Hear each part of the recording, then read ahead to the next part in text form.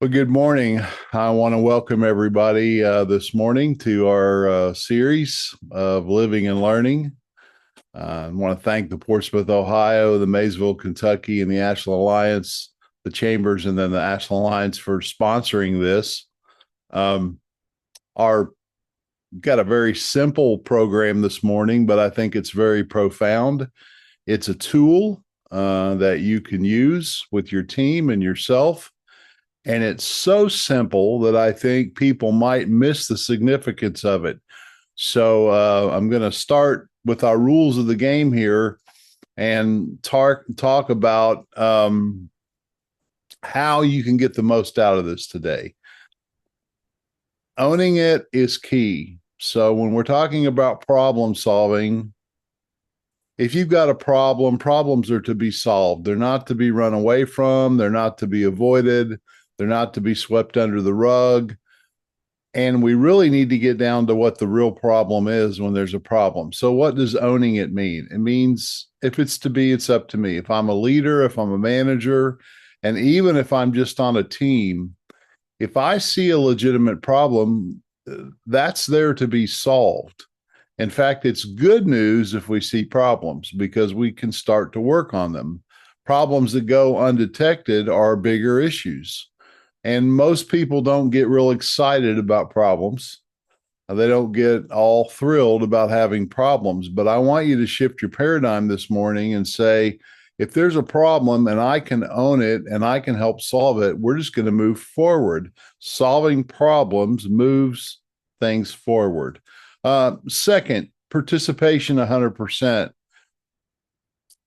I'm going to put that with the I know this morning. Get rid of, set aside all the thoughts you have about problem solving right now and all the difficulties around it, and just come like a little child curious to find out more about this subject. How can I be a better problem solver?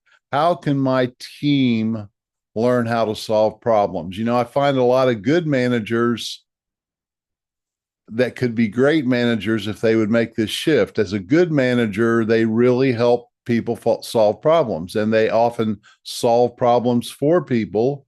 And frankly, that's why we're employed and why we have a job and why we have things to do, is because we help solve problems.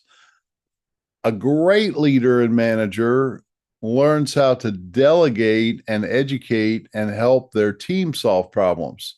So I want you to look at this thing today in two levels.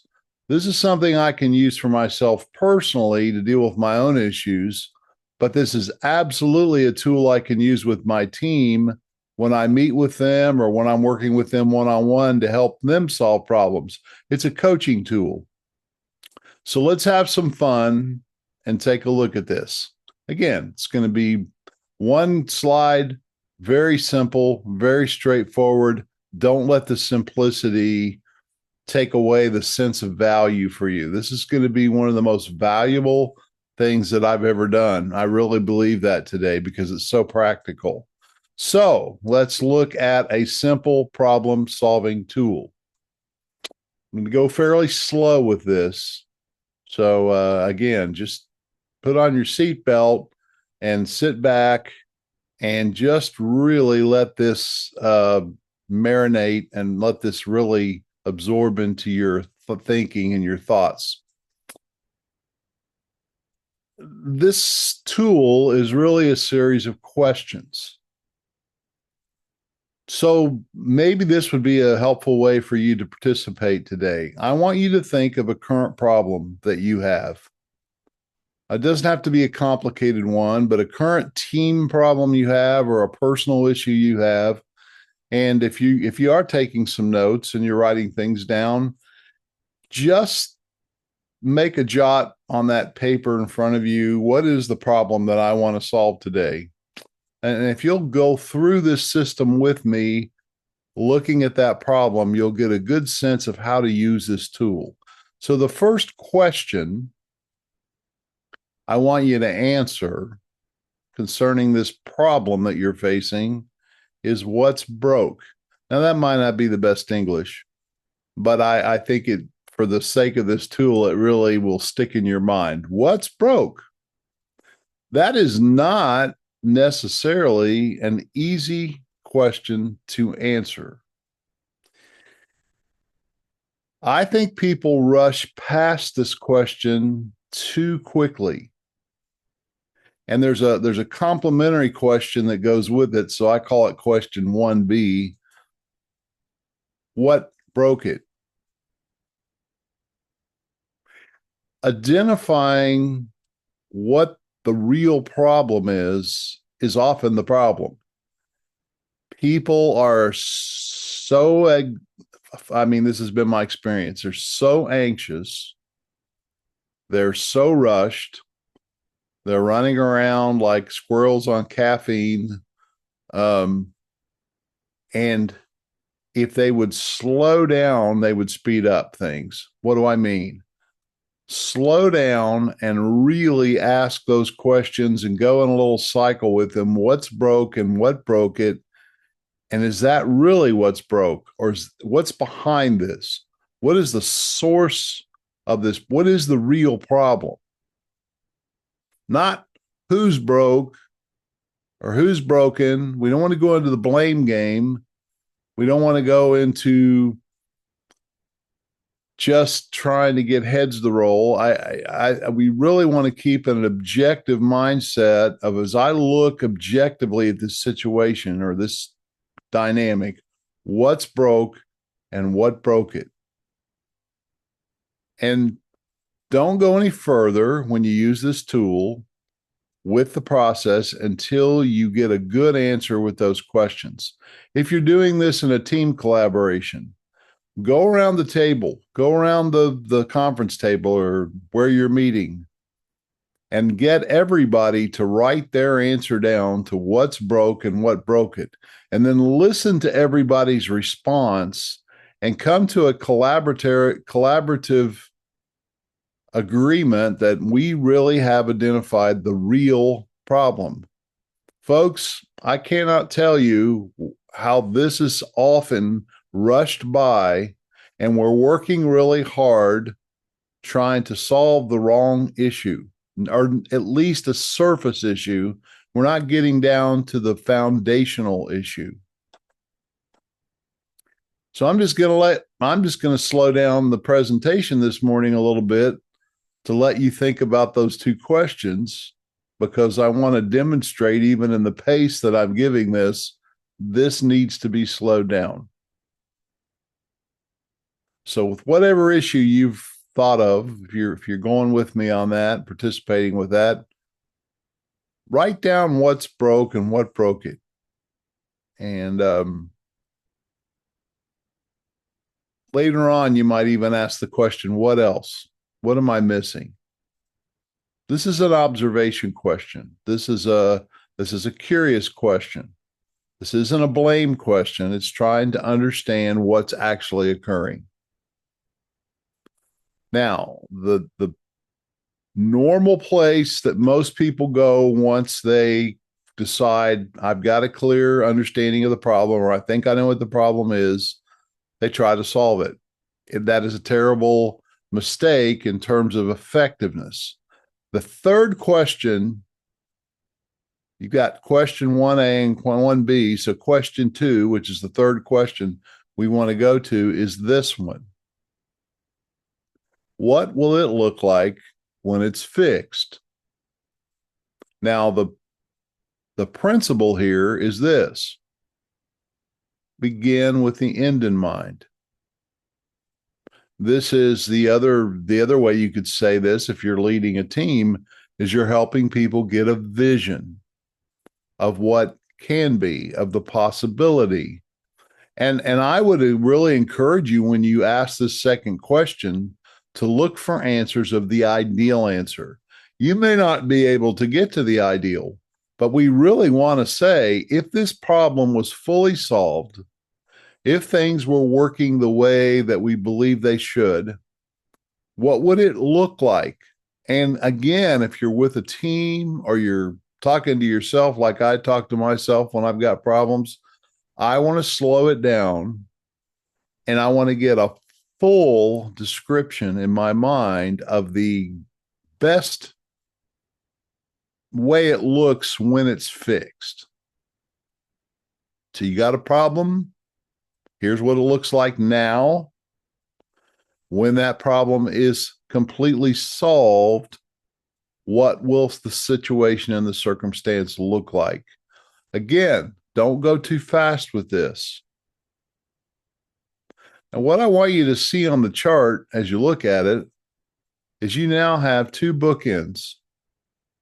We don't have any solutions yet, but what we've done is we've programmed our brain, the biocomputer. We've created a tension in our mind, a good tension in our mind. We've got a clear picture of where we are and where we don't want to stay. And we've now got a clear picture of where we want to go and what we want it to look like when it's fixed. Our minds and our brains are amazing. When you get two clear places like that, your mind will start to fill in the gap in between. And that's what will fix it. And this is where we want to brainstorm with our team, with other people, with ourselves. And we want to ask the last question here: what will fix it? The order is critical. We don't try to fix it and spit out solutions until we're sure we know what's really broken, what broke it, and what it'll look like when it's fixed. This third question becomes much easier to answer if we have both of those bookends clear. We can start to fill in the middle with what will fix it. So you're going to come up with a solution, and you're not going to take the first solution. The best solution is not typically the first solution that comes to mind. Again, you're going to go slow with this process, and I would challenge you to get at least 5 solutions, 5 ways that you could fix this. Out of that, you will get the best. If you just take the first one, you're not likely to get the best solution. Not typically. It's typically, and even 2 is not the best. 4 or 5 solutions is the best. And if you're answering that question, what will fix it, after you've gotten clarity on what it'll look like when it's fixed and what's broke and what broke it, you're going to get some amazing answers to that third question. And then we need to take our solution and we need to turn it into a stepwise plan. We need to brainstorm all the things we need to do to enact and to install that solution. And then we need to put them in order. What do I need to do first? What do I need to do second, third, etc.? In other words, create a stepwise project to solve the problem. And step 1, when you take step 1, that breaks the inertia. Now, we're not done with solving the problem yet. We just now have created a solution, a potential solution that may or may not work. But this is the foundational tool. And I find that some teams are really good at this, or they do a fairly good job, but here's where they fail. Most often in this last question, it's in the creation and the execution of the plan. So we've created the plan in a manner of 4 or 5 steps, or whatever the number of steps it takes. What's left is to execute that solution. And this is the huge question at the end of the tool, that if you're sitting in a meeting to solve a problem, which, by the way, I think that's the primary reason you should meet with your team, is to solve problems. Talking about status and all that may be necessary for various reasons. Congratulating one another on how we're doing is great. But at the end of the day, for busy people that are hectic and they have a lot on their plate, I think the primary reason we gather all these important people into one place and take their time is to solve problems. And you need to identify it. You need to identify what it looks like when it's fixed. And then you need to work out what will fix it. Again, going around the circle and collaboratively getting everybody's response on this, you're going to get a better solution. If you involve everybody in that, you get more heads together with some structure. And then here's where the rubber meets the road. Before I leave that meeting, or before I leave that meeting with myself, you get out the calendar and you get out an accountability piece of paper, which is a blank paper and a pen, and you say, who does what by when? So in this example, we have 5 steps. Who's going to do step number 1? Are you clear on what that first step is? And when are you going to have that completed? This is where I come to that thing that I've talked about so many times, agreement versus expectation. We do not want to leave this meeting with expectations.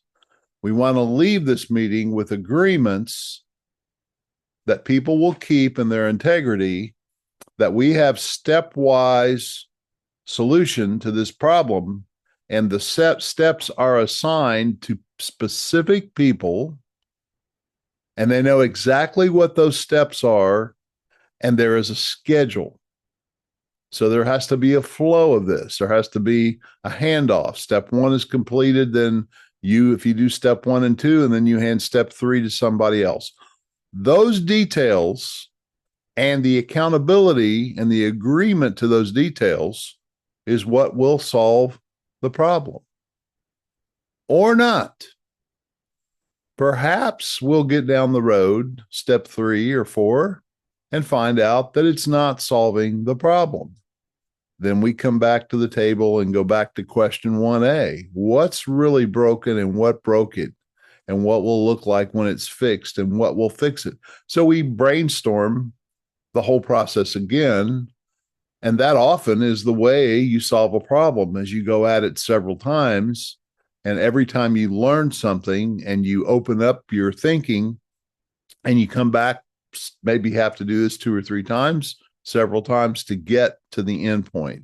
But you persevere, you don't give up. But that last part, the creation and execution of the plan, I find that's where my coaching with teams has really been the most helpful, is always leaving our meeting, our coaching session, with a question: who does what by when? If you don't get it down to action, if you don't get it down to doing something different or taking care of something, and everybody understands exactly what it is they need to do by what time, and they can, in integrity and honesty, commit to that, that's what solves the problem. So this chart here, I've put it on a PDF. I'm going to offer to send that to you if you want it. I love it. It's 1 page. It's very plain. Make copies of it. Put it out with your team. Say, we're going to use this to solve problems. And I think you're well on the way to seeing some amazing things happen. It's not complicated. It's very simple. But if you do it, it's very powerful. So the offers I'm going to leave you with today are this. First of all, I'll send you a PDF of that slide.